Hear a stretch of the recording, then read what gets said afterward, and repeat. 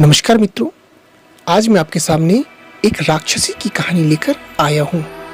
तो आइए सुनते हैं।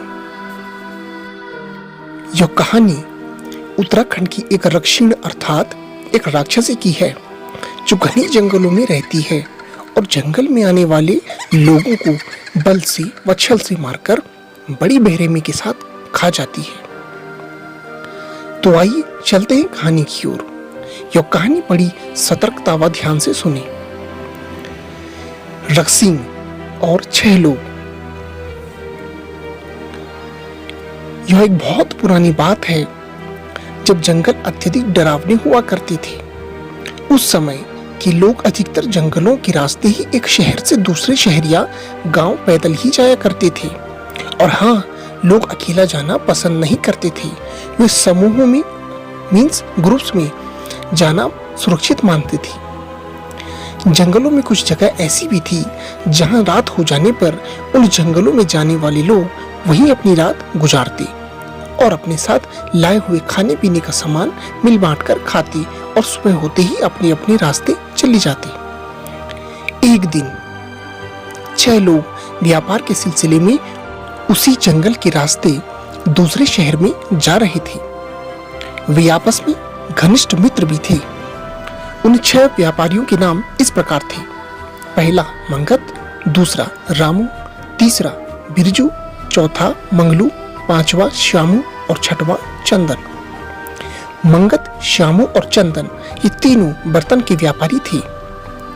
रामू और मंगलू मसालों के व्यापारी थे और बिरजू चाकू छुरियों का व्यापारी था। इन सभी के पास अपने अपने व्यापार से संबंधित वस्तुएं थी व कुछ खाने पीने का सामान भी था। उस जंगल में वो 6 लोग आपस में बातें करते, हंसी मजाक करते हुए आगे बढ़ते जा रहे थे। धीरे धीरे सुबह से दोपहर और दोपहर से शाम होने लगी। तब तक वे लोग जंगल में उस गुफा जैसे रैन बसेरे के निकट आ पहुंचे थे, जहां यात्री लोग रात को ठहर जाया करते थे। अब उन लोगों ने भी उसी गुफा में रात बिताने की बात सोची, लेकिन अचानक एक पेड़ के पीछे से किसी भीड़ की आवाज आई और वे सब पेड़ के निकट आ गए। तो उन्हें एक मोटी ताजी भेड़ दिखी। भेड़ को देखकर उनके मुंह में पानी आ गया और उन लोगों ने उस भेड़ को पकड़ना चाहा, लेकिन तभी रामू बोला, मित्रों, ऐसा मत करो, हमारे पास खाने का सामान भी है, तो व्यर्थ में यह सब करना उचित नहीं होगा। और सोचो जरा, इस वियावान जंगल में यह पालतू भेड़ कैसे आई भला?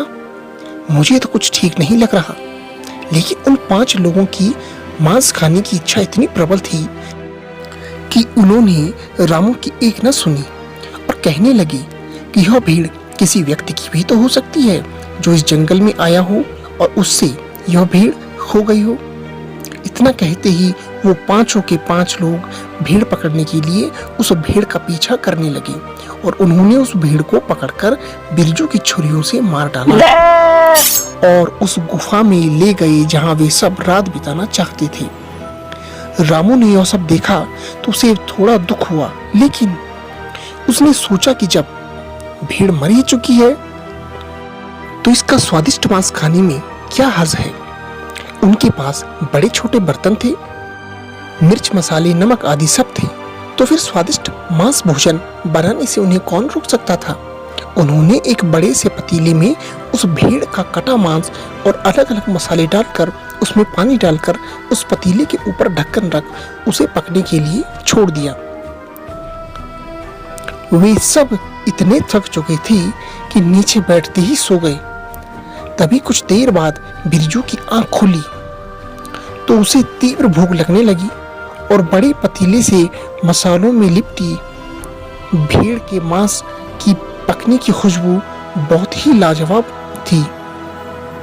उस खुशबू को सुनकर बिरजू की भूख और भी बढ़ने लगी, जिस कारण वह उस पतीले तक खींचा चला आया और उसने सोचा कि मैं इस पतीले से एक टुकड़ा